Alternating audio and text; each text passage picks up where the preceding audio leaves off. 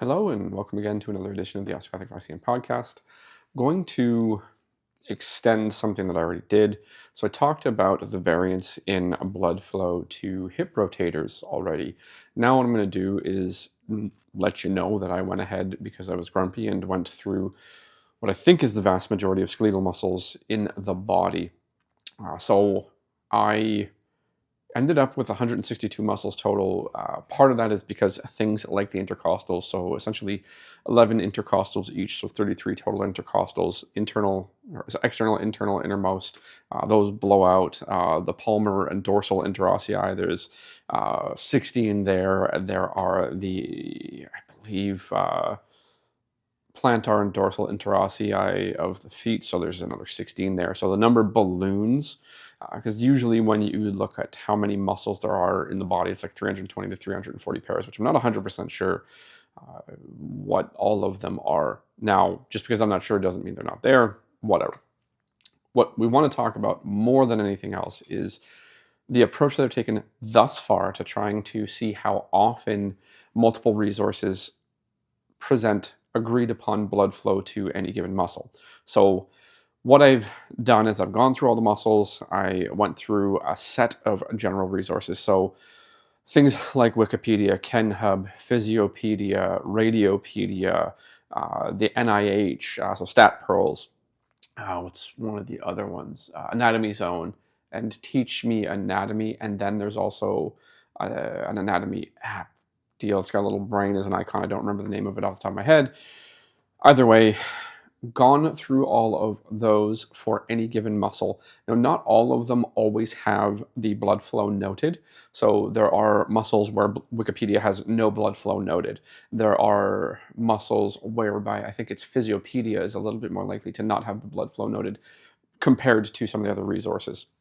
So I went through all of those. And for each one, what I did was I created categories to create quantification. So the first category is the total number of resources. So it's going to run between 1 and 9.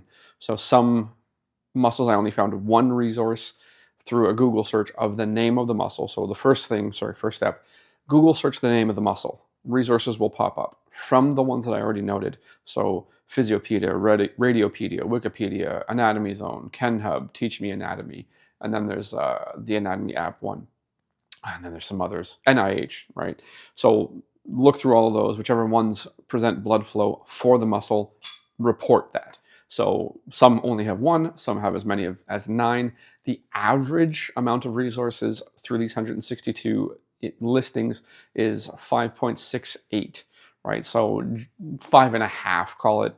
You can round up to 6, but really it's probably more honest to say 5.5 on average. So we actually have some level where it is reasonable to extrapolate how often things agree or how often things disagree with respect to blood flow. Next category was how many are exactly the same, right? How many of these resources report the exact same blood flow? There are 3 total categories for this because for the most part, it's more so that one description of blood flow will happen multiple times for a given muscle. However, there are times when there are 2 and 3 that are the same. So there are 3 total categories for how often the exact same blood flow is noted. The first one, the first grouping, how often the exact same blood flow is noted, is it's 41.4908949. So we can call it 41.15% of the time or 41.2% of the time the blood flow agrees.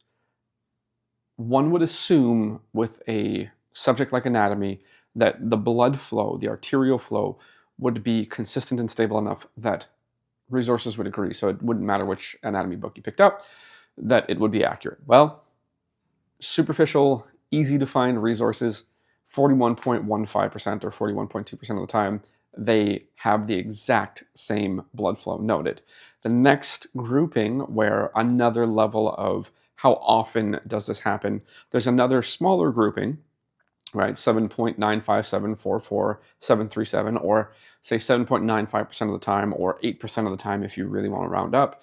There's another grouping. So that and 41.2 plus 8, you get to 49.2% of the time.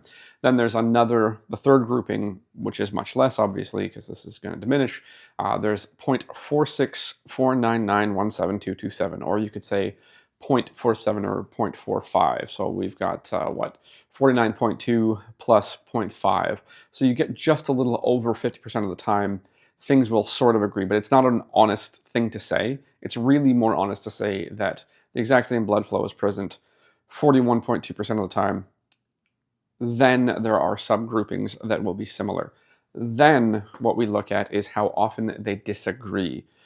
There's a variance in the notation of blood flow on average on these 162 items based on the criteria I already noted. So the specific resources, and then reporting those that do have blood flow noted. It's 48.12786,055% of the time there's variance.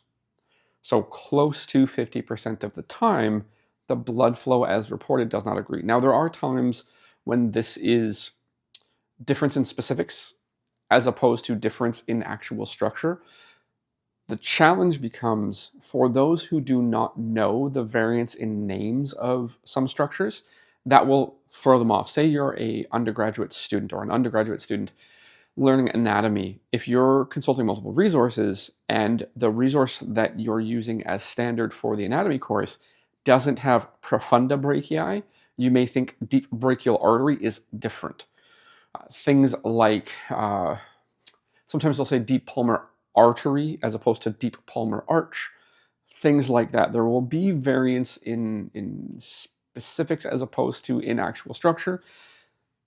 But the point is to try to figure out why or what benefit it would be to use one resource and one resource only to teach anatomy from. This really kind of surface level, straightforward analysis of how often blood flow is reported as exactly the same and how often it is reported as different lets you know that if you allow people unfettered access to whatever resource they want, they won't actually come to agreement such that you could test them. So if you are generating an anatomy course and you don't use one standardized resource, or you don't do something like this where you assay all the available resources and you come to some form of averaged or normalized reporting, and then provide that as a resource, that you can't test people on it. So if 48% of the time, let's just call it, like 48.13% of the time, the resources don't agree, then you can't possibly let people have unfettered access to whatever anatomical resource they want and expect that you could test them in a valid and reliable way, aka a way where they would all come to the same answer and do it the same on a test. And you could meaningfully detect a difference between people who know the content and people who don't know the content. So you have to normalize to one resource. A claim that I've made before is that if you have the most updated anatomical resource, whatever the book might be, whether it's Gray's Anatomy, whether it's Netter's, whether it's, I don't even remember. There's other ones that I don't remember. The ones that I remember easily are Gray's Anatomy and Netter's. But there's other ones that are like anatomy atlases, and there's probably standardized surgical anatomy textbooks. If you have the most updated one and you learn everything in that book, you don't know anatomy, you know the book, right? That's the claim that I would make. What I've presented here supports that claim, supports that argument, supports that insight. So the problem becomes that if somebody learns anatomy consistently from one resource, they know that resource. They don't necessarily know anatomy writ large in a,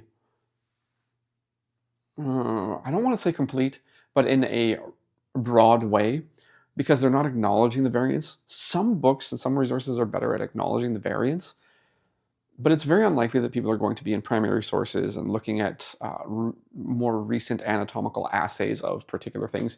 Like you can go and find papers about variance in morphology of this, that, or the other muscle. I think palmaris longus will often fuse with something else, and palmaris longus, I think, is not always there, is one of those deals.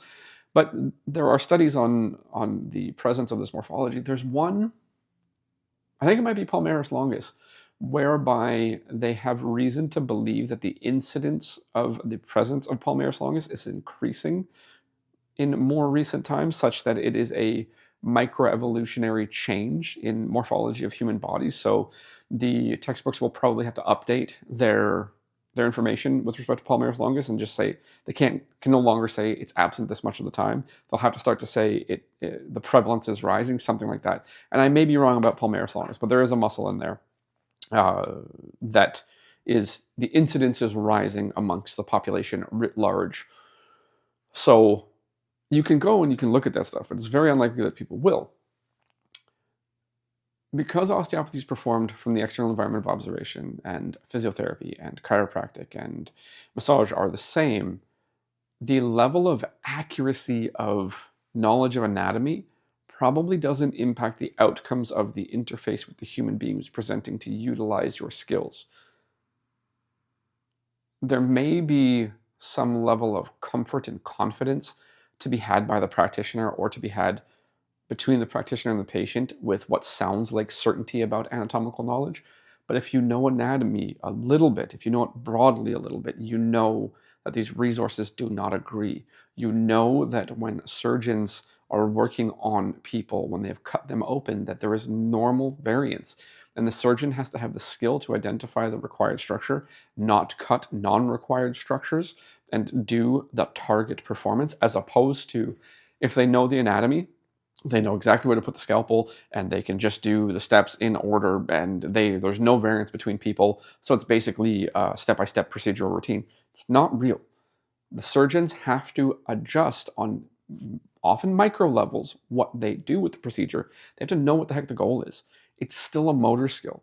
They have to know what they're aiming for, and they have to know how to know what to avoid, because they can't guarantee that everything is in the same place in every body.